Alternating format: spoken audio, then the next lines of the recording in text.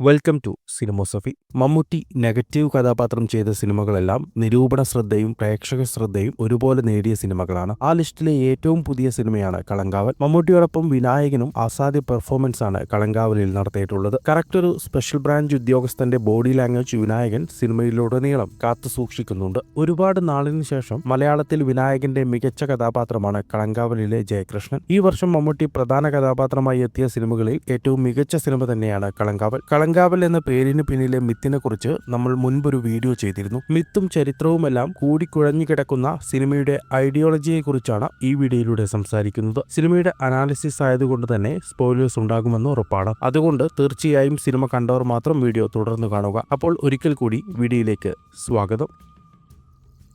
Cyanide Mohanan എന്ന serial കില്ലറുടെ കഥ loosely base ചെയ്താണ് കളങ്കാവൽ എന്ന സിനിമ അണിയിച്ചൊരുക്കിയിരിക്കുന്നത്. മോഹനന്റെ കഥ എന്ന് പറയുന്നതിലുപരി അയാളുടെ മോഡസ് ഓപ്രാൻഡി കടം കൊണ്ടാണ് കളങ്കാവൽ എടുത്തിട്ടുള്ളത് എന്ന് പറയുന്നതാകും ശരി. സൈനൈഡ് മോഹനൻ ശരിക്കും ഒരു അധ്യാപകനായിരുന്നു. എന്നാൽ ഇതിലെ സ്റ്റാൻലി ദാസ് എന്ന മമ്മൂട്ടിയുടെ കഥാപാത്രം ഒരു പോലീസ് ഉദ്യോഗസ്ഥനാണ്. മോഹനൻ 2 വിവാഹം ചെയ്ത് അയാളുടെ സ്വന്തം ജീവിതത്തിൽ നിന്ന് മുങ്ങിയും പൊങ്ങിയും കളിക്കുന്ന ഒരു മനുഷ്യനാണെങ്കിൽ സ്റ്റാൻലി ഭാര്യയും കുട്ടികളുമായി പോലീസ് ക്വാർട്ടേഴ്സിൽ കഴിയുന്ന മനുഷ്യനാണ്. മോഹനൻ സൈനൈഡുമായി സീരിയൽ കില്ലിംഗ് നടത്തിയത് കേരള കർണാടക അതിർത്തിയിലായിരുന്നുവെങ്കിൽ സ്റ്റാൻലി പല മെത്തേഡുകളിലൂടെ സ്ത്രീകളെ കൊല്ലുന്നത് തമിഴ്നാട് കേരള അതിർത്തിയിലാണ്. സ്ത്രീകളെ കൊല്ലാൻ സ്റ്റാൻലി ഉപയോഗിച്ച പല മെത്തേഡുകളിൽ ഒരു മെത്തേഡ് മാത്രമാണ് സൈനൈഡ്. എന്നാൽ സൈനൈഡ് മോഹനൻ എന്നറിയപ്പെടുന്ന സീരിയൽ കില്ലർ അയാളുടെ മുഴുവൻ ഇരകളെയും കൊന്നൊടുക്കിയത് സൈനൈഡ് ഉപയോഗിച്ച് മാത്രമാണ്. സൈനൈഡ് എന്ന മാരക വിഷത്തെക്കുറിച്ച് മോഹനൻ അറിയുന്നത് ജയിലിൽ വെച്ച് കണ്ടുമുട്ടിയ ഒരു തട്ടാന്റെ പക്കൽ നിന്നാണ്. എന്നാൽ സ്റ്റാൻലി ആകട്ടെ സൈനൈഡിനെ കുറിച്ച് അറിയുന്നത് അയാളുടെ ബന്ധുവായൊരു തട്ടാനിൽ നിന്നാണ്.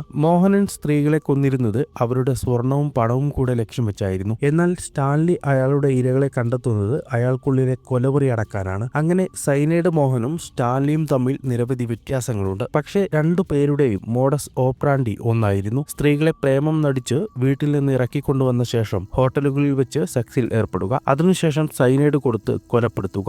മോഹനനെ മാറ്റി നിർത്തി ഇനി നമുക്ക് സ്റ്റാൻലിയെയും ജയകൃഷ്ണനെയും കുറിച്ച് സംസാരിക്കാം. കളങ്കാവൽ എന്നത് ഒരു അനുഷ്ഠാന കലയാണ്. വടക്കൻ മലബാറിലെ തെയ്യത്തോട് സാമ്യതയുള്ള ഒരു അനുഷ്ഠാന കലാരൂപമാണ് കളങ്കാവൽ. തിരുവനന്തപുരം ജില്ലയിലെ വെള്ളായണി ദേവീക്ഷേത്രത്തിലെ കാളിയൂട്ട് ഉത്സവത്തോടനുബന്ധിച്ചാണ് ഈ കലാരൂപം അരങ്ങേറാറുള്ളത്. ദേവിയുടെ ഉഗ്രരൂപമായ ഭദ്രകാളിയാണ് കളങ്കാവലിലെ പ്രധാന കഥാപാത്രം. അസുരനായ ദാരികനെ കാളി അന്വേഷിച്ചിറങ്ങുകയും അവസാനം ദാരികനെ കണ്ടെത്തി അയാളെ വധിക്കുകയും ചെയ്യുന്നതാണ് കളങ്കാവൽ എന്ന കലാരൂപത്തിന്റെ ഇതിവൃത്തം. സിനിമയിലേക്ക് വരുമ്പോൾ വിനായകന്റെ കഥാപാത്രമായ ജയകൃഷ്ണനാണ് ഭദ്രകാളി. ജയകൃഷ്ണൻ എന്ന പേരിനർത്ഥം വിജയിച്ച കൃഷ്ണൻ എന്നാണ്. താന്ത്രിക് ടെക്സ്റ്റുകളിൽ കൃഷ്ണന്റെ മറുരൂപമാണ് കാളി. അൾട്ടിമേറ്റ് റിയാലിറ്റിയുടെ 2 ഭാവങ്ങളായാണ് കൃഷ്ണനെയും കാളിയെയും തന്ത്രശാസ്ത്രം കാണുന്നത്. യാഥാർത്ഥ്യത്തിന്റെ സ്ത്രീഭാവം കാളിയും ആൺഭാവം കൃഷ്ണനുമാണ്. അതായത് കാളി തന്നെയാണ് കൃഷ്ണൻ. ജയകൃഷ്ണൻ എന്ന പേര് കാളിയെ തന്നെയാണ് സൂചിപ്പിക്കുന്നത്. കളങ്കാവൽ എന്ന കലാരൂപത്തിന്റെ ഭാഗമായി കാളിരൂപം കെട്ടിയ കലാകാരൻ ദാരികനെ തിരഞ്ഞ് ആ പ്രദേശത്തുള്ള എല്ലാ വീടുകളും കയറിയിറങ്ങും. അത് ആ ഉത്സവത്തിന്റെ ഭാഗമാണ്. അതേപോലെ തന്നെയാണ് സിനിമയിലും. സ്റ്റാൻലിയെ തിരഞ്ഞ് ജയകൃഷ്ണൻ അധികവും കയറിയിറങ്ങുന്നത് വീടുകളാണ്. സിനിമയുടെ അവസാനത്തിൽ സ്റ്റാൻലിയെ ജയകൃഷ്ണൻ വകവരുത്തുന്നതും മിത്തോളജിക്കൽ റെഫറൻസ് ആണ്. സ്റ്റാൻലിയുടെ നെഞ്ചിൽ കയറിയിരുന്നാണ് ജയകൃഷ്ണൻ അയാളെ വധിക്കുന്നത്. കാളിയും ദാരികനെ വധിക്കുന്നത് ഇങ്ങനെയാണ്. അസുരന്മാരുടെ നെഞ്ചിൽ ചവിട്ടി നിൽക്കുന്ന കാളിയുടെ ഫോട്ടോ നമ്മളെല്ലാവരും കണ്ടിട്ടുണ്ടാകും. ഈ സമയത്തെ വിനായകന്റെ ഭാവവും ഏകദേശം കാളിയുടെ ഉഗ്രരൂപത്തോട് സമാനമാണ്. മിത്ത് വളരെ രസകരമായി വിളക്കി ചേർത്തിട്ടുണ്ട് ജിതിൻ. സ്റ്റാൻലി എന്ന പേരിനർത്ഥം കല്ലുകൾ നിറഞ്ഞ ഭൂപ്രദേശം എന്നാണ്. ഒരുപക്ഷെ അയാളുടെ ഇന്നർ ക്യാരക്ടറിനെ സൂചിപ്പിക്കുന്ന പേരായിരിക്കും സ്റ്റാൻലി എന്നത്. പുറമേക്ക് അയാൾ ഒരു മനുഷ്യനാണെങ്കിലും അകത്ത് അയാൾ ഒരു രാക്ഷസനാണ്. സഹജീവികളോട് യാതൊരുവിധ കരുണയോ അനുകമ്പയോ ഇല്ലാത്തൊരു മനുഷ്യനാണ് സ്റ്റാൻലി. കല്ലിനേക്കാൾ ഉറച്ചതാണ് അയാളുടെ മനസ്സ്. സബ്ജക്റ്റീവ് നിഹിലിസ്റ്റ് എന്നാണ് അയാളെ സിനിമ തന്നെ വിശേഷിപ്പിക്കുന്നത്. ജീവിതത്തിന് ഒരർത്ഥമില്ലെന്നും നമ്മൾ നൽകുന്ന അർത്ഥം എന്താണോ അതാണ് ജീവിതത്തിന്റെ അർത്ഥം എന്ന് വാദിക്കുന്നവരാണ് നിഹിലിസ്റ്റുകൾ. അതായത് അവർ ചെയ്യുന്നതൊന്നും തെറ്റാണെന്ന് അവർ സമ്മതിച്ചു തരില്ല. അവരുടെ ശരിയാണ് അവർ ചെയ്യുന്നതെന്നാണ് അവരുടെ വാദം. അവസാനത്തിൽ സ്റ്റാൻലി ഇത് ജയകൃഷ്ണനോട് പറയുന്നുണ്ട്. എലിയെ തിന്നുന്ന പാമ്പ് പ്രകൃതി നിയമമാണെന്നും എലികൾക്ക് വേണ്ടി കൊണവധികാരം പറയാൻ വരരുതെന്നും സ്റ്റാൻലി പറയുന്നുണ്ട്. ഇരകളെ കൊല്ലുന്നത് തന്റെ അവകാശമാണെന്നാണ് സ്റ്റാൻലി വിശ്വസിക്കുന്നത്. സ്ത്രീകളെ മാത്രമാണ് അയാൾ വേട്ടയാടുന്നതും കൊല്ലുന്നതും. പുരാണത്തിൽ പറയുന്ന ദാരികൻ എന്ന അസുരന്റെ ക്യാരക്ടറുമായി സ്റ്റാൻലിയുടെ സ്വഭാവത്തിന് സാമ്യമുണ്ട്. ഐതിഹ്യമുണ്ട്. സ്ത്രീകളെ അതിയായി വെറുത്ത കഥാപാത്രമായിരുന്നു ദാരികൻ. അയാളുടെ കഴിവിലും ശക്തിയിലും അതിയായി അഹങ്കരിക്കുകയും ചെയ്തിരുന്നു ദാരികൻ. മമ്മൂട്ടിയുടെ സ്റ്റാൻലിയും അങ്ങനെയാണ്. അയാളുടെ ബുദ്ധിശക്തിയിൽ അയാൾക്ക് അപാര കോൺഫിഡൻസ് ഉണ്ട്. ഒരിക്കലും പിടിക്കപ്പെടില്ലെന്നുള്ള വിശ്വാസത്തിലും അഹങ്കാരത്തിലുമാണ് അയാൾ ഓരോ കൊലകളും നടത്തുന്നത്. പുരാണങ്ങളിലെ ദാരികന്റെ പ്രധാന ആയുധം ബ്രഹ്മദണ്ഡായിരുന്നുവെങ്കിൽ സ്റ്റാൻലിയുടെ ആയുധം സൈനൈഡ് ആയിരുന്നു. സ്റ്റാൻലിയിലൂടെ ദാരികനെ വരച്ചിടാൻ ഒരു പരിധിവരെ എഴുത്തുകാരൻ കൂടിയായ സംവിധായകൻ ശ്രമിച്ചിട്ടുണ്ട്. പക്ഷേ ദാരികന്റെ വരവുമായി ബന്ധപ്പെട്ട ഡീറ്റെയിലിംഗ് കൂടെ ശ്രദ്ധിച്ചിരുന്നുവെങ്കിൽ കുറച്ചും കൂടെ നന്നാവുമായിരുന്നു എന്ന് തോന്നി. ഒരു സ്ത്രീക്ക് മാത്രമേ തന്നെ വധിക്കാൻ കഴിയൂ എന്ന വരം ബ്രഹ്മാവിൽ നിന്ന് നേരിട്ട് ദാരികൻ നേർന്നുണ്ട്. സ്ത്രീ പുരുഷ സംഗമത്തിലൂടെ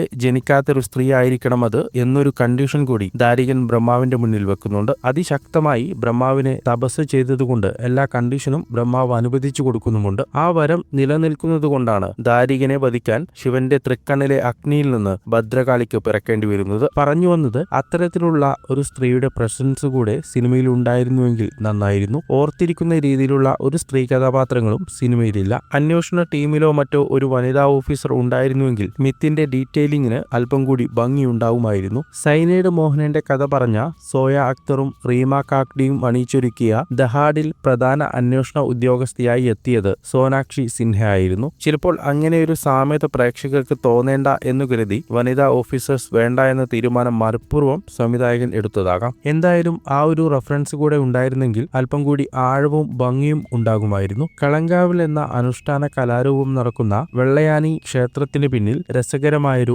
ഐതിഹ്യമുണ്ട്. അതും കൂടെ പറഞ്ഞു ഈ വീഡിയോ അവസാനിപ്പിക്കാം. പണ്ട് വെള്ളയാനി ഗ്രാമത്തിൽ ഒരു കള്ളുചെത്തുകാരൻ ജീവിച്ചിരുന്നു. അയാൾ പതിവായി തെങ്ങിൽ നിന്ന് കള്ള് ചെത്താറുണ്ടായിരുന്നു. പെടുന്നനെ ഒരു ദിവസം മുതൽ തെങ്ങിന് മുകളിലുള്ള അയാളുടെ ചെത്തുപാത്രത്തിൽ നിന്ന് കള്ള് മോഷണം പോകാൻ തുടങ്ങി. എത്ര അന്വേഷിച്ചിട്ടും കള്ളനെ കണ്ടെത്താൻ കഴിഞ്ഞില്ല. ഒരു രാത്രി കള്ളനെ പിടിക്കുമെന്ന് ഉറപ്പിച്ച് ചെത്തുകാരൻ അയാളുടെ തെങ്ങിൻ തോപ്പിൽ കാവലിരുന്നു. ആ രാത്രി ഒരു കാഴ്ച കണ്ട് അയാൾ ഞെട്ടി. തെങ്ങിൽ നിന്ന് മറ്റൊരു തെങ്ങിലേക്ക് ചാടി ഒരു തവള കള്ളെല്ലാം കുടിച്ചു തീർക്കുന്നു. ദേഷ്യം വന്ന ചെത്തുകാരൻ ഒരു കല്ലെടുത്ത് തവളയെ എറിഞ്ഞു. ഏറുകൊണ്ട് തവള അടുത്തുള്ള കായലിലേക്ക് തെറിച്ചു വീഴുകയും മുങ്ങിപ്പോകുകയും ചെയ്തു. എന്നാൽ താൻ എറിഞ്ഞിട്ട ആ തവള ഒരു സാധാരണ തവളയല്ലെന്ന് ചെത്തുകാരന് തോന്നാൻ തുടങ്ങി. തവളയുടെ രഹസ്യമറിയാൻ അയാൾ ആ നാട്ടിലെ പ്രധാന മന്ത്രവാദിയായ കേളൻ കുലശേഖരൻ എന്നയാളെ കാണാൻ പോയി. മഹാമാന്ത്രികനായ കുലശേഖരൻ തവളയുടെ രഹസ്യം ചെത്തുകാരനോട് പറഞ്ഞു. അത് വെറും തവളയല്ല, സാക്ഷാൽ ഭദ്രകാളി തന്നെയാണ് ആ തവള. പേടിച്ചുപോയ ചെത്തുകാരൻ 7 ദിവസത്തോളം രാപ്പകലില്ലാതെ തവളക്കായി കായലിൽ തിരഞ്ഞു എന്നാണ് കഥ.